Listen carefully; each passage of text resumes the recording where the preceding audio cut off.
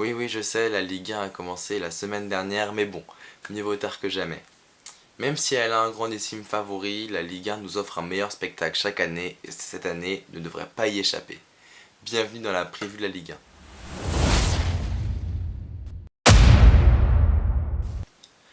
Vinitia, Renato Sanchez, Mukiele ou encore l'arrivée probable de Fabian Ruiz, avec encore une fois un mercato XXL, Paris est dans l'obligation de remporter cette Ligue 1. Les changements en profondeur au sein du club ont été faits, le ménage un petit peu a été fait si je puis dire. Luis Campos qui remplace Leonardo en tant que directeur sportif, qui fait venir l'entraîneur Christophe Galtier. Je pense que c'est ce qu'il fallait à Paris, Christophe Galtier. Un mec qui va placer aucun joueur au-dessus de l'équipe et surtout au-dessus de l'entraîneur. C'est lui qui va prendre les décisions. Je pense que maintenant même le président n'aura plus de mots à dire sur les décisions de l'entraîneur, et ce qui va être une bonne chose pour que Paris soit vraiment un collectif. Il manque, je pense, un tout petit truc, c'est il faut, je pense, virer les indésirables. Ceux qui sont là que pour le salaire, parce qu'ils toucheront pas mieux ailleurs, clairement. Je parle de Draxler, de Kurzawa, d'Icardi. Voilà, je pense que c'est vraiment ce qu'il faut changer, mais vraiment il y a du changement dans le niveau de Paris. Voilà, ça se sent. Les deux premiers matchs ont été exceptionnels. La pré-saison a été bien. 4-0 face à Nantes, 5-0 à Clermont en ouverture de la Ligue 1, avec un Neymar en feu, littéralement. Il nous avait promis, je cite, cette année tout rentrera, les coups francs, les pénaltys, les tirs de loin, et bah pour le moment, obligé de constater que c'est vrai, littéralement. Il s'entend super bien avec Messi, la connexion elle est bien. À voir avec Mbappé, puisque Mbappé est blessé et a été suspendu pour le Trophée des Champions. Donc voilà, j'ai hâte de voir. Je vais pas trop m'étendre maintenant sur ce sujet-là, puisque j'en ferai une vidéo beaucoup plus complète en cours de saison, une fois que la Ligue des Champions aura commencé notamment. Donc voilà, mais vraiment Paris, grandissime favori et qui devrait conserver son titre. Le champion 2021 il se trouve dans une situation assez délicate. Ils ont perdu 3 joueurs importants dans l'effectif, Sven Botman, Burak Yilmaz ou encore Renato Sanchez.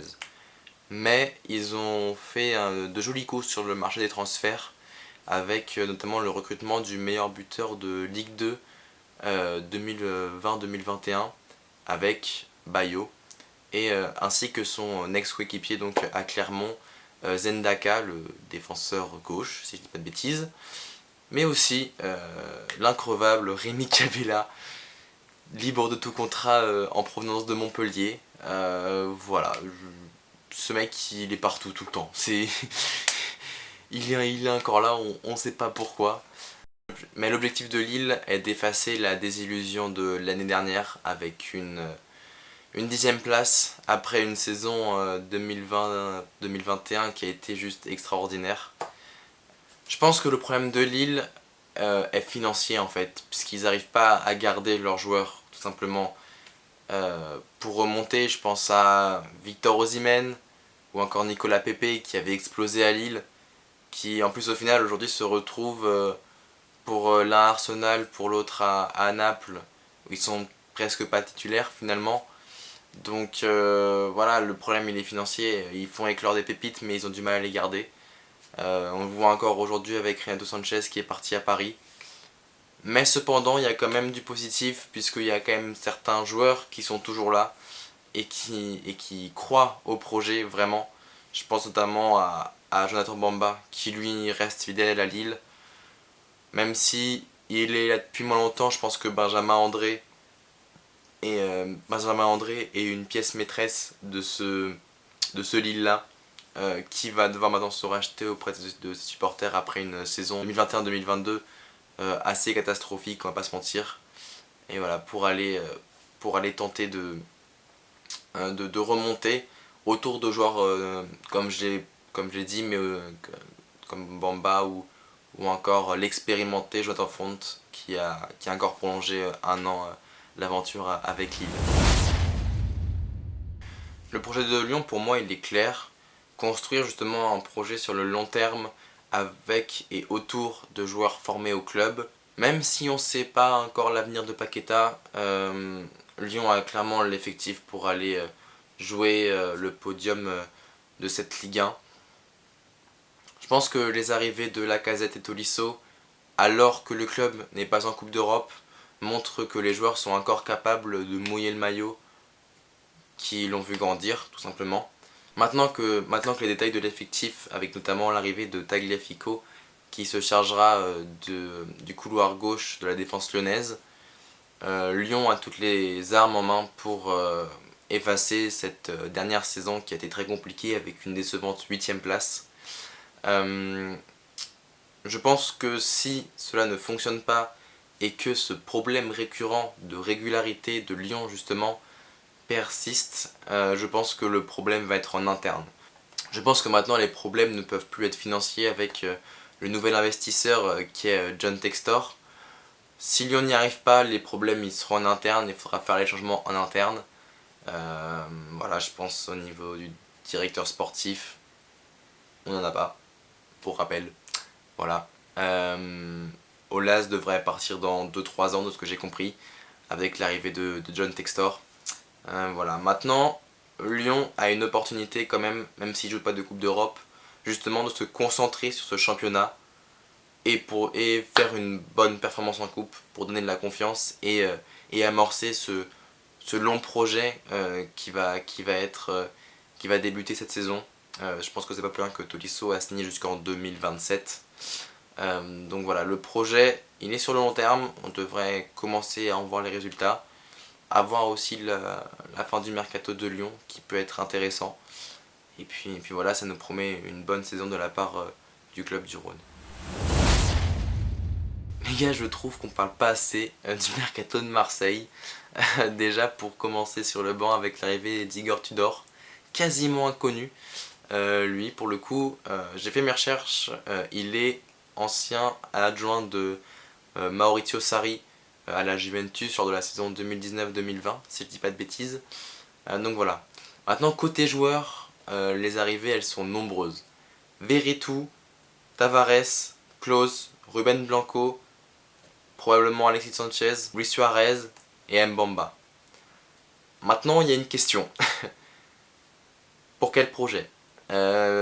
C'est mon interrogation en fait pour Marseille. J'arrive pas à voir le projet derrière. Ils ont une liste d'attaquants qui est tout simplement énorme. Ils pourront pas tous les faire jouer. Il y a encore Milik, Payet. En fait, pour être honnête avec vous, j'arrive pas à savoir ce que veut faire Pablo Longoria avec tout cet effectif en fait. Les choix de Tudor, ils vont être très compliqués. On lui donne un effectif, mais on sent pas en fait, je trouve, l'ADN marseillaise là-dedans.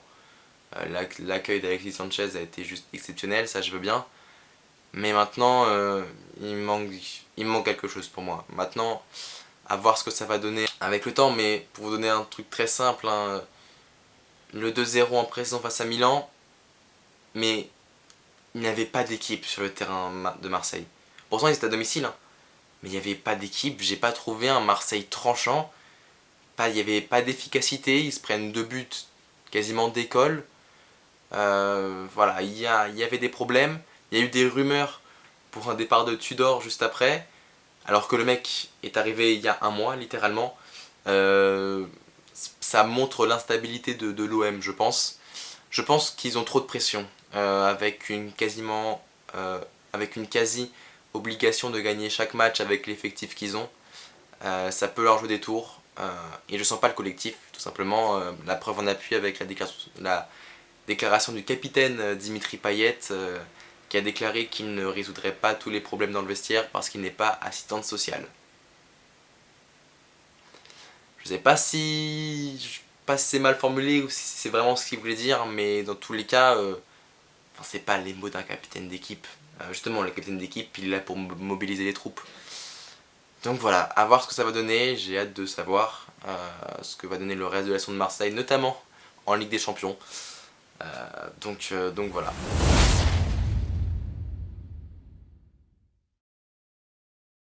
Et c'est parti pour le grand chassé-croisé annuel de cette Ligue 1.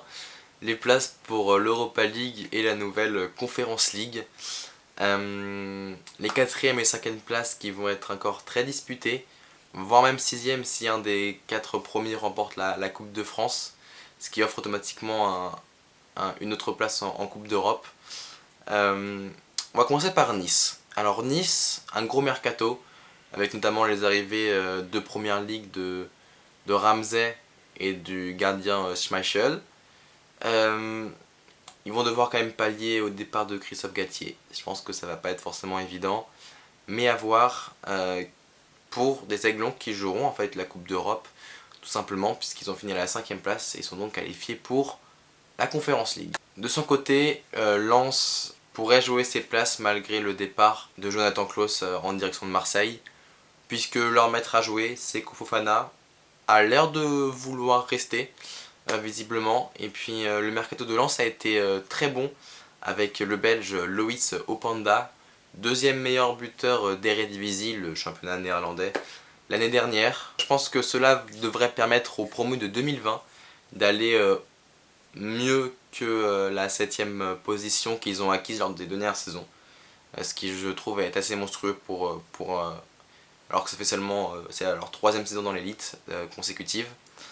Donc voilà, à voir ce que Lens va donner, mais j'ai hâte aussi de voir. Alors, j'ai mis Monaco dans cette catégorie, déjà parce qu'il fallait les mettre quelque part, pour commencer. Et puis parce que ça a l'air d'être un petit peu compliqué, même si je pense qu'ils sont favoris, c'est le favori de ces équipes à ces places européennes.